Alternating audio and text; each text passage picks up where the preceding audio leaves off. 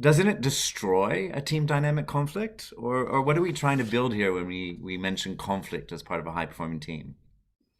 Yeah, like you just said there, Mark. You kind of you look at it, it jars a little bit, doesn't it? It's almost like, why is that there? It should be the absence of conflict, but absolutely not.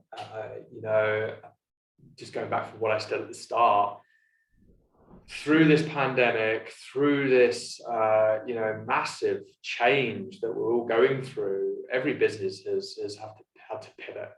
And I was reading something the other day, and probably many people will have read the same around the intense nature of innovation. There's been more innovation in the last sort of 18 months than there has in history, almost fivefold or something ridiculous. As there's been, how can you come up with a vaccine that quick for something that affected so many people, in a terrible way?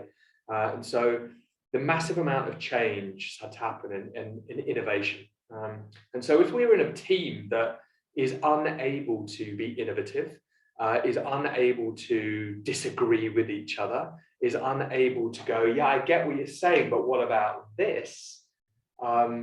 Innovation doesn't happen. And so when we talk about conflict, we talk about positive conflict. We're talking about passionate, unfiltered debate.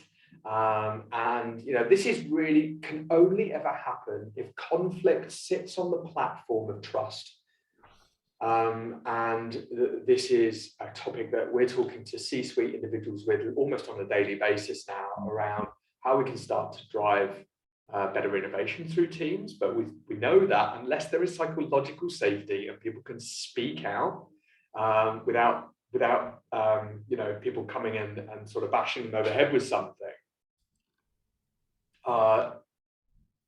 trust will never be there, and we'll never have kind of this positive conflict environment.